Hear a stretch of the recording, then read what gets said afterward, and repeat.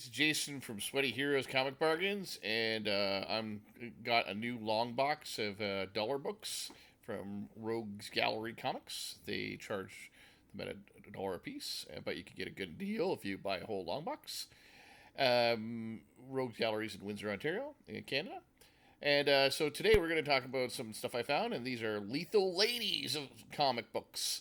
And we'll start with Civil War II, Choosing Sides, and that's Jessica Jones. I enjoyed the story in this issue, but I didn't like the art for Jessica Jones herself. She looked a little. I think she could have been drawn a little bit better as a character. But the stories were pretty good. There was also a side story of White Fox and Nick Fury, not old Nick Fury, but the son of Nick Fury, who is the modern Nick Fury now. Then we have Jackpot and Black Cat. Jackpot is Mary Jane, of course. This was pretty fun. I've always loved a good Spider-Man spinoff. And speaking of Spider-Man spinoffs, we have a Venom War, Lethal Protectors, and it has Silver Sable and the Wild Pack, and Venom symbiotes. And I'm a big fan of Silver Sable. I think that Silver Sable would make a great movie. She's a mercenary character, so you could do it without having to tie her to everything else necessarily. So I'm surprised she hasn't had a movie already. But I'm a big fan of Silver Sable, and there's a even in this story, you have like kind of it talks about kind of her relationships and how who she is as a mercenary is like, I'm a tough as nails mercenary, and I don't care about anyone, and I'll dock you pay if you misbehave. But really, she cares about her country very deeply and would fight for her country. So don't screw around. So don't screw with her.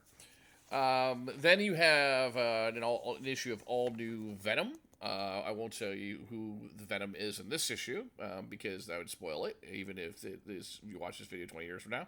But I will say it's Legacy number 242, if that gives you any clue. And I actually thought I had a lot of fun with this story. I kind of have enjoyed some of the Venom stories I've read, and I think I would like to get more into reading a lot more Venom comics. I think they seem to be a lot of ridiculous fun, and obviously tied in with the Spider-Man universe. So kind of fun. I want to read more.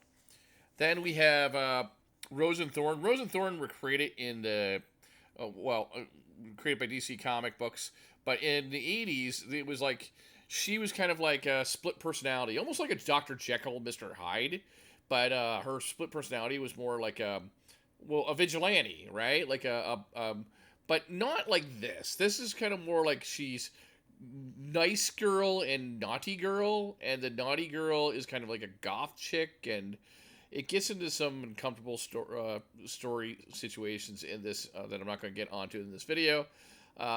Suffice to say that let's just say the man gets his due, but like, I don't really want to read about that in a comic book and a teenage superhero. Not as interesting, in my opinion, as the original Rose and Thorn, which kind of played more on a Dr. Jekyll, Mr. Hyde kind of concept, but with like the female being just like I said, like a female version of a Batman type vigilante character, as opposed to whatever this is. Wonder Woman.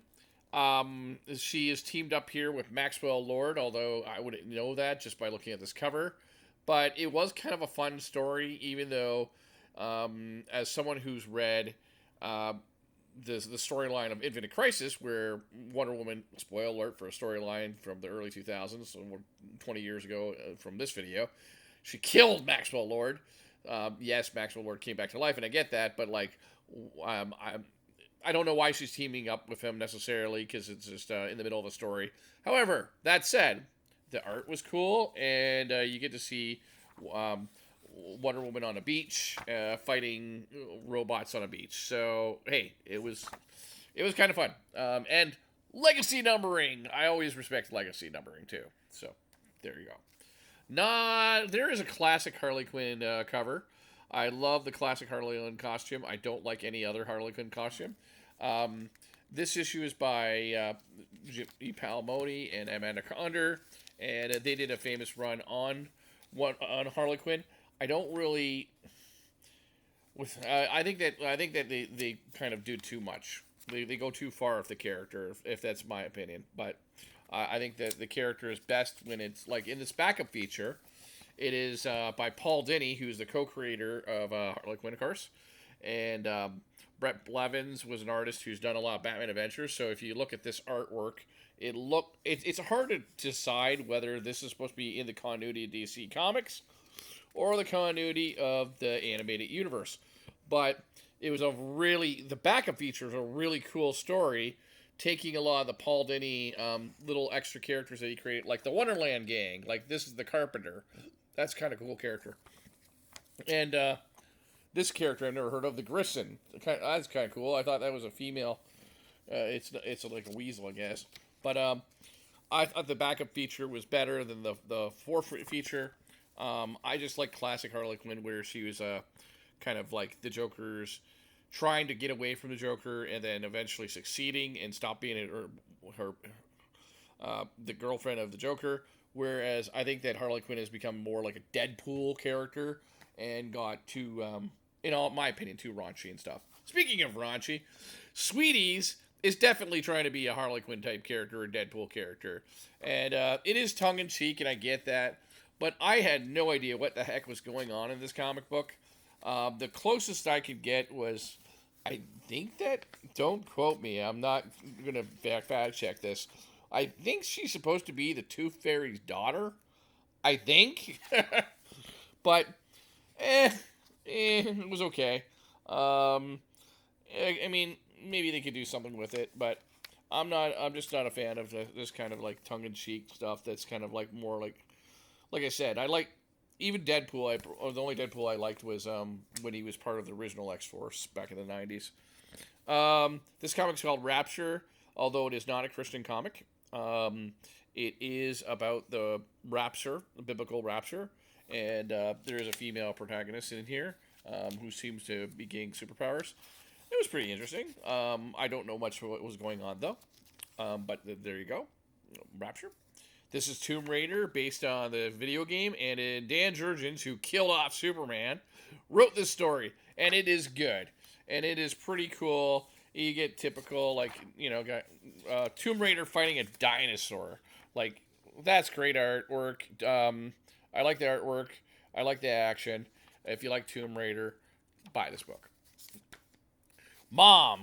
Mother of Madness is written by Emilia Clarke from Game of Thrones, and she played in Terminator Genesis as Sarah Connor, in which I thought she was cosplaying Sarah Connor. It's, again, in this Deadpool parody. It's almost like Deadpool meets Barbie. I would have to say it like that. She basically gets powers based on her period. I'm not being graphic, but that's what the story is. And it's supposed to be a satire, and I get that, but the satire is just not for me. That's all I'll say. But it's better than what I thought it would be. However, that said, another character on the opposite end of feminism, Elvira. And I knew Elvira as like the host of Bad B movies. And this comic book is kind of fun, in which she teams up with horror writer H.P. Lovecraft, who wrote a lot of, horror fantasy in the early 20th century. And she meets Cthulhu, this big, weird, I don't know what he called, a squid or octopus-like character, god. And it was kind of a fun tongue-in-cheek thing, if you like that kind of thing. I enjoyed it as something different, and it was kind of silly. But it was cheeky without being gratuitous or anything like that. Red Sonja on the opposite end of the spectrum with this issue was pretty cool, and it was a more modern era Red Sonja comic book, but I kind of liked the story, and it was enjoyable. This one I give the best from the bunch. Red Sonja #2 from Marvel Comics. It is written by Tom DeFalco, who He did a long run on Spider Girl and obviously Amazing Spider-Man and many countless more, and was an editor at Marvel. Mary Wilshire is the pencil breakdowns. Nestor Rodano is the finished art. And the artwork, look at that. Look at that horse. That looks horse is awesome. And it is a definitely, this is a key, this is, I would say it's a keeper, except for the fact that, like, it's just really great art and a really great story. And if you've not read Red Sonja, you could just plug into this issue and go, okay, I get it. She is a barbarian, and she's like Conan, and but she has a sense of justice and morality. You know what I mean? And the artwork is just great, and this is probably one of the best stories in a comic book I've read in a while, actually. And it's a sword and sorcery, and it's something that I usually don't read, which is Conan type books, but one of my favorite stories that I've read in 2026 this year. So in the last couple months, I would say, for sure. And then I thought the most lethal lady of all, Betty. That's right, Betty and Veronica. And this is a comic book from 1980, published 1980, and it just felt like classic Betty and Veronica. Like the stories were. I'm not the most biggest Archie comics and Betty and Veronica fan. When I do read Archie, it's always Betty and Veronica because I guess it's because of the ladies. But these were classic stories and a lot of fun. But the issue number is Betty and Me, number 111. Again, these are all comics that you can find in dollar bins in 2026. And these are just some recommended reads for you this time. That's all for today. We got much more coming soon. Bye.